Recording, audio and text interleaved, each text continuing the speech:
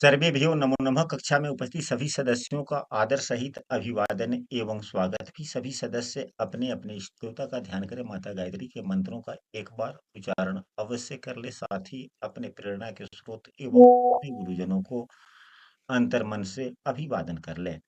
हम लोगों के द्वारा प्रतिदिन कुंडली फलादेश पर आधारित कक्षा आयोजित की जाती है। आज की कक्षा की विषय वस्तु जैसा कि आप लोग देख रहे हैं कि विवाह में समस्या क्यों होती है, विवाह में देरी क्या है, विवाह में बाधा क्या है। हम लोग आज इसी विषय वस्तु पर अध्ययन करने का प्रयास करेंगे। हालांकि कई प्रकार से समस्याएं आती है, अलग अलग प्रकार के समस्याओं को अलग अलग प्रकार से देखा जाता है। तो सबसे पहले जब बात विवाह की होती है तो हम सभी क्या देखते हैं, हम लोग सातवें भाव को देखते हैं। हम सभी सातवें भाव को देखते हैं। सातवें भाव में किन किन ग्रहों का विचार किया जाएगा, देखा जाएगा। तो इसके लिए हम सभी कई चीजों का जो क्रमबद्ध लिख लेते हैं। सातवां भाव, सप्तमेश एवं सातवें भाव के कारक ग्रह। सूत्र को आप लोग नोट करेंगे कि विवाह में समस्या का प्रमुख कारण सातवां भाव का खराब होना, सातवें भाव में पापग्रह का स्थिति बनना या विच्छेदात्मक ग्रहों का अत्यधिक प्रभाव होना विवाह में समस्या प्रदान करता है, विवाह में देरी करता है, विवाह में बाधा पहुंचाने का काम करता है। ये विच्छेदात्मक ग्रह कौन कौन होते हैं? तो सूर्य, मंगल, शनि, राहु एवं केतु। तो किसी भी अधिक से अधिक चार ग्रहों का प्रभाव हो सकता है, परंतु यहाँ पर एक अपवाद है कि यदि सूर्य, मंगल या शनि इन तीनों में से कोई सातवें भाव का स्वामी हो तो उस कुंडली के लिए वे ग्रह विच्छेदात्मक ग्रह नहीं कहे जाते। अगर यहीं पे 5 नंबर की राशि हो, सूर्यदेव यहीं पे हैं, तो यह विच्छेदात्मक का काम नहीं करेंगे। या सूर्यदेव यहाँ होंगे, इनकी दृष्टि भी पड़ेगी, तो यह विच्छेदात्मक काम नहीं करेंगे। यानी कि विवाह में समस्या नहीं देंगे, विवाह में देरी नहीं करवाएंगे, विवाह में बाधा नहीं डालेंगे। हाँ, अगर ये विच्छेदात्मक ग्रह हैं तो विवाह के बाद में समस्या देंगे, यह अलग की बात है। लेकिन विवाह करवाने में समस्याएं नहीं देंगी। नहीं देंगे। तो सातवां भाव खराब न हो, यानी कि विच्छेदात्मक ग्रहों का प्रभाव न हो, या सातवें भाव के स्वामी पर विच्छेदात्मक ग्रहों का प्रभाव न हो, यह भी सूत्र है। यह सामान्य सूत्र है, जनरली सूत्र है, जो हम लोग प्रायः कुंडली में जब विवाह में समस्या वाली बात देखते हैं तो सबसे पहले इन चीजों को देखते हैं। सप्तमेश पर भी विच्छेदात्मक ग्रहों का प्रभाव न, दूसरा सूत्र। और तीसरा सूत्र यही है जो इन्हीं दोनों से संबंधित है। इन दोनों में सातवें भाव में कोई ग्रह या सातवें भाव का स्वामी सप्तमेश अस्त न हो। नीच का होना अलग बात है, अस्त का होना अलग बात है। नीच का मतलब होता है उल्टा फल हो गया, खराब फल देना। अस्त का मतलब बिल्कुल प्रभावहीन हो जाना। दोनों में अंतर है या नहीं है? अंतर है गुरुदेव। अंतर है। दोनों में काफी अंतर है। नीच के ग्रह भी बलवान होते हैं, काम करते हैं। जिस प्रकार का फल देना होता है उस प्रकार के अच्छे या बुरे फल देते हैं, ज्यादा या कम देते हैं। तो ग्रह फल देते हैं अपने ताकत के आधार पर। तो ताकत समाप्त कब हो जाती है? जब कोई ग्रह अस्त हो जाता है या अंशात्मक मान से वह 0 से 2 अंशों के बीच में हो या 28 से लेकर 30 अंशों के बीच में हो, तो यह अंश दोष हो जाता है, तो समाप्त हो जाती है। तो यह निर्बल हो जाते हैं, यानी कि फल देने वाले नहीं होते। तीसरा, भाव संधि पर। तीसरा, या लग्न संधि। तो ज्यादा करके फलादेश में हम लोग लग्न संधि को देखते हैं। किसको देखते हैं? लग्न संधि को देखते हैं, क्योंकि लाभ किसको लेना होता है? लग्न को। लग्न को। लग्न को। लग्न को लाभ लेना है, और काम संबंधित भाव से होगा तो दोनों में किसी एक चीज का विचार करते हैं। तो हम लोग लग्न संधि, हम ज्यादातर लग्न संधि का विचार करते हैं। हालांकि भाव संधि पर भी विचार करने चाहिए, या लग्न से दोनों में किसी एक पर विचार करें। तो हम लग्न संधि पर विचार करते हैं। हमारे गुरुजनों की आज्ञा है कि लग्न संधि पर विचार करो, क्योंकि लाभ लग्न संधि को लेना है। तो संबंधित ग्रह लग्न को फल देना चाहते हैं कि नहीं।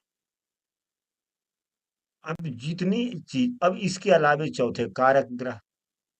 तो जो कारक ग्रह होते हैं, तो पुरुषों के लिए देवगुरु बृहस्पति, पुरुषों के लिए शुक्र देव, एवं महिलाओं के लिए देवगुरु बृहस्पति। अब यही सभी सूत्र पहले हम लोग इस कुंडली पर समझने का प्रयास करेंगे कि कौन कौन से, क्या इसमें वैवाहिक समस्याएं हैं या नहीं। यदि समस्याएं हैं तो इन सबों का उपाय क्या करें। फिर इसके बाद में हम लोग अगले सूत्र पर चलेंगे। चलेंगे, क्योंकि कक्षा का नियम अब हम लोगों का बदल चुका है। हम लोगों ने वही निर्णय लिया है कि एक एक सूत्र पढ़ेंगे, फिर उसको कुंडली पे लगाएंगे। फिर कुंडली पर लगाने के बाद में यदि समस्याएं आ रही है तो उसका उपाय क्या किया जाए, उसकी संभावनाओं को तलाशेंगे। फिर उसके बाद में हम लोग आगे बढ़ेंगे। तो क्या सातवें भाव में कोई पापक ग्रह है? विच्छेदात्मक ग्रहों के प्रभाव में सातवां भाव है? जी गुरुदेव। जी गुरुदेव। सूर्य है। जी सूर्य है, और शनि की भी दृष्टि है। हाँ, यहाँ पर शनि की कुछ दृष्टि नीच है। का हो गया बुध। हाँ, शनि की दृष्टि है। लग्नेश बुध नीच के हो गए। सूरज भी है, दो दो सूर्य के विच्छेदात्मक साथ ग्रह। युति होके लग्नेश बुध नीच। हाँ, तो बुध अगर नीच के हैं तो बुध तो ये यहाँ पर, बुध का नीचे भंग है, क्योंकि शुक्रदेव तो राशि में बैठे हैं वहीं पे। शुक्रदेव बकरी बकरी। और बुधदेव शुक्र स्वयं के बकरी है, ऊंच की राशि में बैठे हुए हैं। नीच की राशि में है। जी जी, शुक्र देव नीच की राशि में है तो नीच भंग भी हो गया बुध का। न न, शुक्र की राशि में नहीं है ना। शुक्रदेव जिस राशि में है, मतलब नियम यह है कि जो ग्रह जिस राशि में नीच का होता है, अगर उसी राशि में उच्च का होने वाला ग्रह अगर साथ में हो तो नीच भंग हो जाता है। तो हाँ जी। इस नियम से भी नीच भंग हो रहा है, क्योंकि शुक्रदेव मीन राशि में उच्च के होते हैं। और बुधदेव बकरियां तो भी हो गया जी। और हाँ, बुध। और अगर नीच के ग्रह बकरी जी होते हैं जी। तो नीच भंग हो जाता है, तो यहाँ पर नीच भंग हो गया। लेकिन यहाँ पर देखा जाए कि इस दो दो पापग्रहों का प्रभाव यहाँ पर पड़ रहा है। दो दो पापग्रह का प्रभाव यहाँ पर पड़ रहा है। एक साथ पढ़ में, रहा है। जो सूर्य देव क्या है, 12वें भाव के स्वामी है। 12वें भाव के स्वामी जिस भाव में बैठते हैं, उस भाव के फलों को हनन करते हैं। यह सामान्य नियम है। एवं यह विच्छेदात्मक ग्रह भी हैं। तो सूर्य एवं शनि के प्रभाव के कारण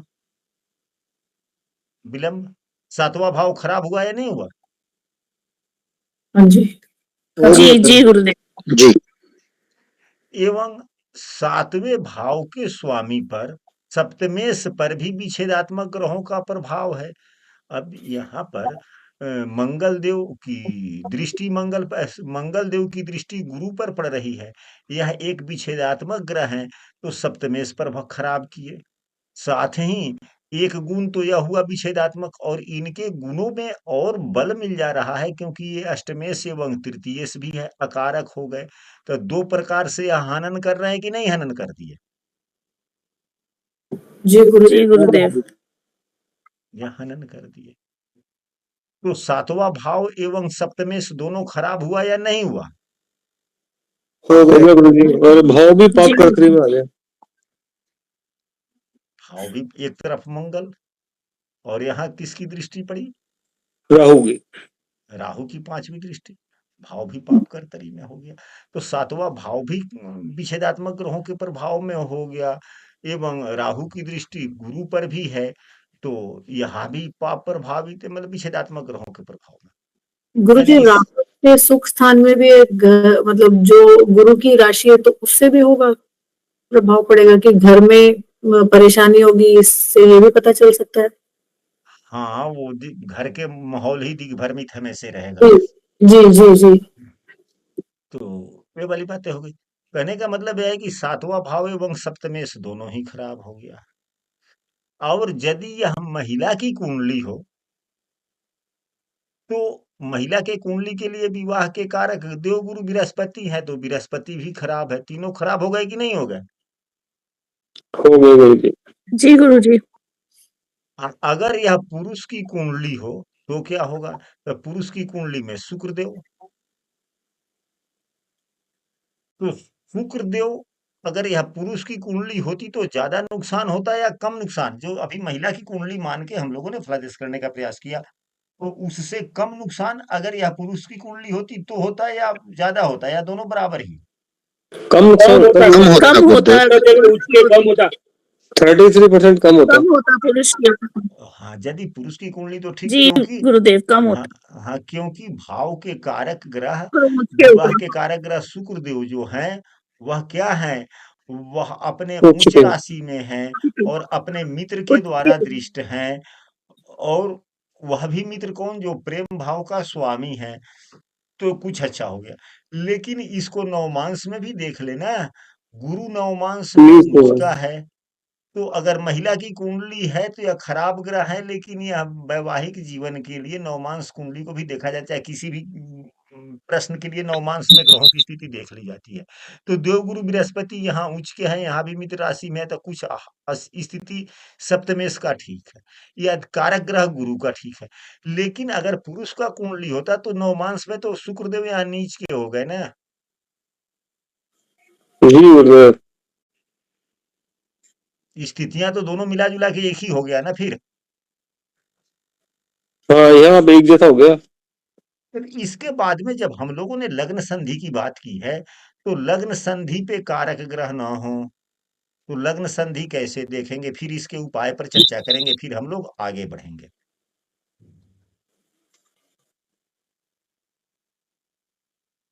तो लग्न का अंश 25 है, लग्न का अंश 25 और शुक्र का अंश 8 है, तो 8 डिग्री।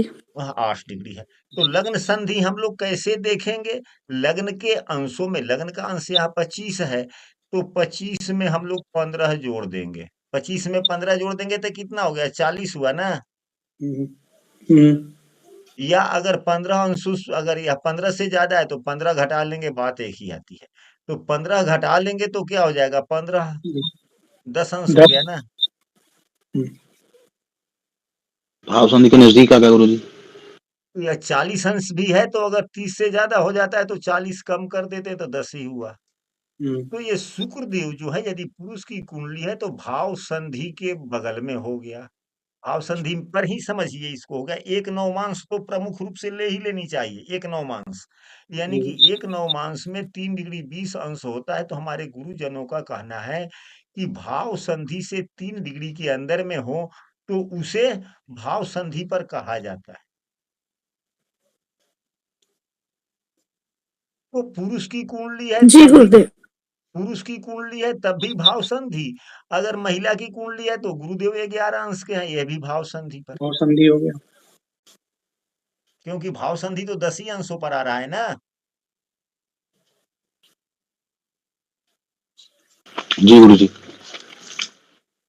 मेरे लग्न संधि 10 अंश पर ही आ रहा है, तो दोनों ही पड़ गए। तो इस प्रकार से भी खराब हो गया।